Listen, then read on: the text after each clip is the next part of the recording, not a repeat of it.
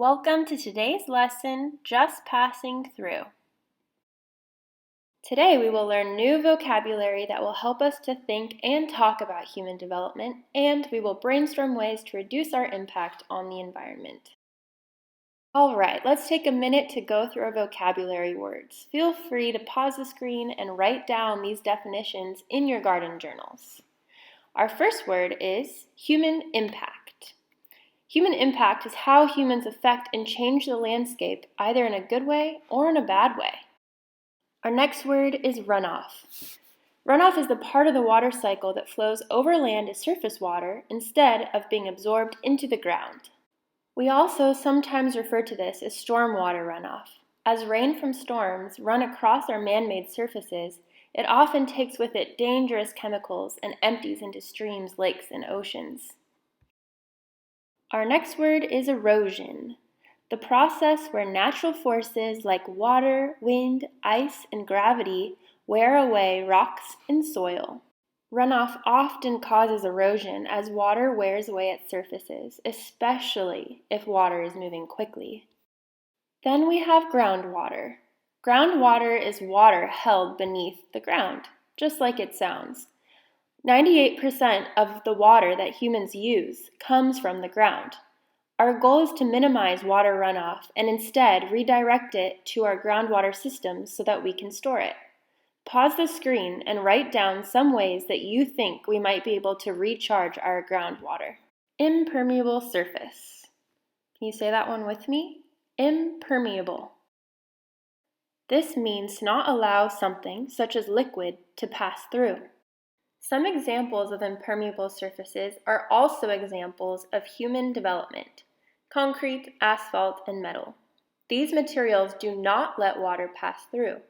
Do you think that this allows for groundwater to be recharged? No, it doesn't. Impermeable surfaces also speed up runoff, which means more erosion and more pollutants that enter our lakes and streams. The opposite of impermeable is permeable. This allows something, such as liquid, to pass through a surface. Some examples of permeable surfaces are wood chips, healthy soil, and gravel. These do allow for water to drain through them and reach the groundwater below. So, we stated some problems here. The first is that we have many impermeable surfaces that do not allow our groundwater to recharge. The second is that these impermeable surfaces increase stormwater runoff, which means that harmful chemicals are entering our waterways and increasing erosion. We have a phrase that we really like to use when thinking of solutions to these types of problems. Slow it, spread it, sink it. When we say it, we mean water. If we have steep slopes, especially steep impermeable slopes, runoff will flow very quickly, right? So one solution might be to create less steep slopes. This way, water will move slower down a hill and will also decrease erosion. When we landscape to reduce a slope, we often terrace the land or build what we call berms, piles of soil that slow water down. Once water slows, it will also begin to spread and pool. This is a good thing because then water is able to sink into the ground more slowly in more places. If more surface area of land is coming into contact with water, that means more ways for water to soak into our groundwater systems and recharge. I am now going to show you a series of images, and I would like you to write down in your garden journals how they are helping water to slow, spread, and sink. You may need to pause the screen to give yourself enough time to write.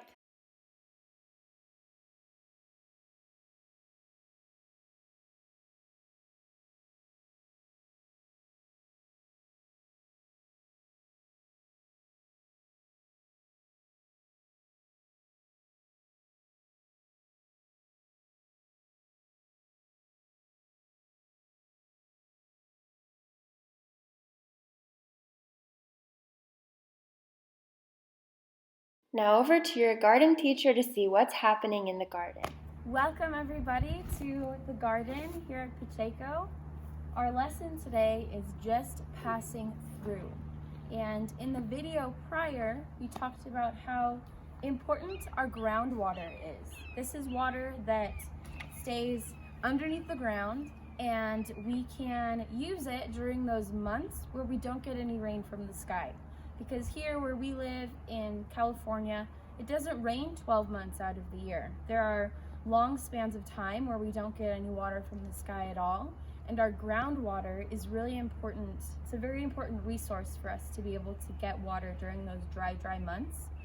And in our lesson, just passing through, we talked about how our human impacts, how we affect the environment, can decrease the amount of rainwater or stormwater that ends up in our groundwater systems.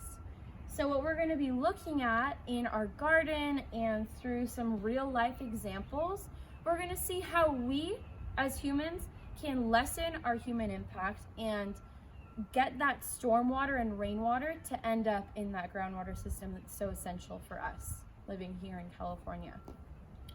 So on our whiteboard here, you can see two different hillsides, mountains. One mountain is vegetated with trees and shrubs and grasses, and one hillside has a paved over road. In the video, we talked about these two terms, permeable versus impermeable. Our permeable surfaces are surfaces where water is able to penetrate the ground and enter our groundwater systems. Impermeable surfaces are surfaces where the water is not able to penetrate and it just stays right on top. Can you guys guess which one of these hillsides has more permeable surfaces? So you're right. The hillside over here has more permeable surfaces. The entire hillside is vegetated and it's all soil. And soil is something that water is able to go into and penetrate. Whereas this road, this is an impermeable surface. The water is just going to run down, and it's going to run down quickly and gather in one area where maybe it'll form a puddle. And what happens to puddles when the sun comes out later that day or later that week? The water gets evaporated. So let's just pretend that water is this green color today, and we have this big cloud that comes over both of our hillsides, and it starts to storm. Can you close your eyes or really visualize how this storm water is going to move through each of these different hillsides?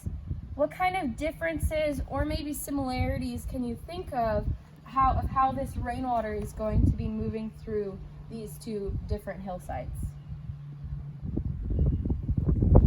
So when I close my eyes and I think of it, the rainwater that's moving through our vegetated hillside that's nothing but soil, all of these trees and shrubs, they're actually helping to slow the water down. Remember those 3 S's: slow, spread, and sink. So all of this vegetation is helping to slow that water down. And the way that the roots and the way that all of these trees and shrubs have roots in the ground, it's actually helping that water to better sink into the ground and enter our groundwater systems. Whereas if I'm to look at this hillside with our asphalt road or our cement road, how are you visualizing the water moving through that hill?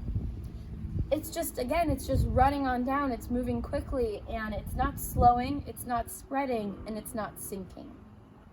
So we still need roads on some of our hills, we all know, so that we are able to drive around and get places conveniently.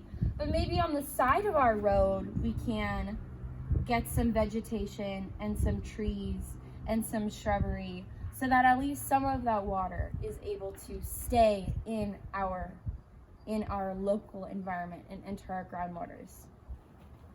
And now, looking into our garden here, our garden is a great example of how we can slow, spread, and sink water. A garden with all of this beautiful vegetation, it's keeping water here on our landscape as opposed to it gathering in a puddle and going up into the atmosphere and raining down somewhere else. Gardens and trees and grasses even are a really great way to harness that stormwater and keep it in our landscape, which is the goal at the end of the day, because the water we get from the sky is a gift and we want to keep it. So thanks for coming and enjoying our lesson today, everybody. We'll see you on the next one. Work through some of these questions with your garden teacher, but take some time to write down your responses to the questions you have not already covered.